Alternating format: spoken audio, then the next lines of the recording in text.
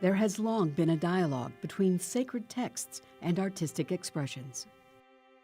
So imagine what might happen in a room filled with artists, all bringing diverse age and religious perspectives, all asked to consider one Bible story, Genesis 22, the binding of Isaac.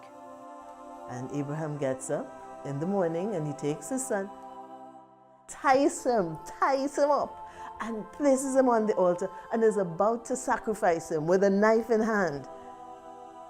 And then the angel comes down and stops him. Can you imagine? These are the makings for the Religion, Spirituality, and the Arts Symposium, the brainchild of Rabbi Sandy Sasso, whose goal is to help artists find inspiration through some very old stories. Religion and art were always very closely intertwined. I mean, we know that from, the Sistine Chapel, all the different kinds of art that have been out have been very tied to the church and to religion. And I felt that that tie was unraveling, and that the contemporary artist was less likely to look to religious texts for inspiration. For 6 weeks, the artists gathered to share, to debate, to explore the lives of Abraham, Isaac, Sarah, and the God who would demand such a test of faith. Isaac's son, to thee I say, God hath commanded. We had a piece by Benjamin Britten, and I had never heard the story that way. I mean, when they sang it, the emotion and the power of the words in song gave me the chills. And I have read that text hundreds of times, but hearing it with two people singing in the way they did, I mean, it was very, very powerful. And in sacrifice offer him to me. When you see it in reality, the older man and the actual young boy, and the beauty of their voices, it's on so many levels, it was moving. Born in Trinidad, Dawn Batson is a composer and conductor and participant in the seminar. The other day, one of the artists, he showed us the piece that he had been working on, just the outline of it. And immediately I started hearing a melody in my head. Batson is composing a piece for the Steel Drum Orchestra. And you don't often get the chance to work with other artists and amazing artists and really explore and experience and see what they say about it. The drums give voice to the broken trust between Abraham and Isaac. And I think of Isaac, and I look down the years, to me it seems that trust, is that why we have problems now, that trust was broken initially? Because no matter, your father stopped the knife, but can you ever forget that knife was there? And yet I'm a hopeful person, so I always think that there is light at the end of the tunnel, that we can, break these bonds. We can survive, because that's what we do as a people. It's intense. It's so intense. It's wonderful, but it's also very draining. But it's so worth it because it's that rich. Callie Smith is a writer and a Christian minister. Both her faith and her art are being challenged through the seminar.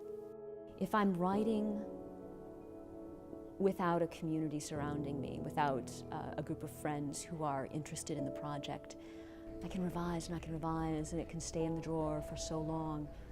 But to have this group of people that I'm talking with each week, to have this group of people that wants to hear where I'm going and what my latest thinking is, it's like I have to put it out there. We push each other along. We call each other forward.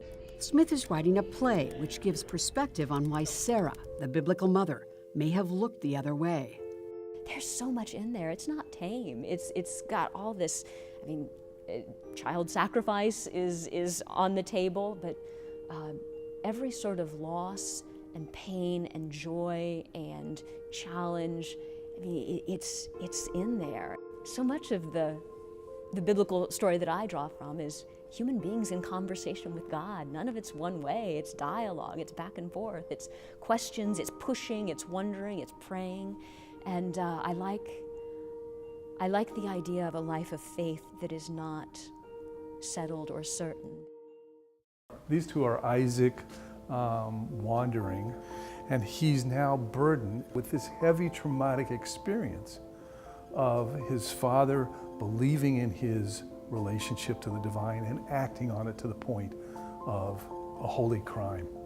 John Dumont grew up in a Reformed Jewish family, hearing the story of the Akedah every Jewish New Year. As the class birthed, I started to let this birth in me. It had a profound personal experience, inner experience for me. Through the seminar, he has found that artistic muse. Started sketching, and one day it was Abraham, and then one day it was Isaac, and then I started to see Isaac. The man suffered a trauma, a real trauma. His father put a knife to his throat. So far, Dumont has been moved to create 18 paintings, including this one called The Inheritance. I think clearly I feel more Isaac than anything, I have a sense of that weight. I certainly have the sense of trying to find my own way after the inheritance is given. Here goes the round, four-part da-dee, da-da-da-dee-dee, da-da-da-dee-dee. This symbolizes her cross. At the end of the seminar, all the artists share their works. Really, that was a part of mine. And so I laid that out, and folks, I didn't cut anything out, I didn't do anything. This is the way it was. It had that hole at the top that for me represents God. What is clear is that sacred stories 3,500 years old are still powerful. They wouldn't be powerful if they only reflected some ancient history. They're powerful because they talk about relationships between a family and God, and how do you create meaning? All of these are questions that we still ask today, and the text can help us think about them. Biblical stories do indeed inspire creativity, and that creativity expands religious understanding. The faith process is not about reaching a destination. It's about always being on the journey.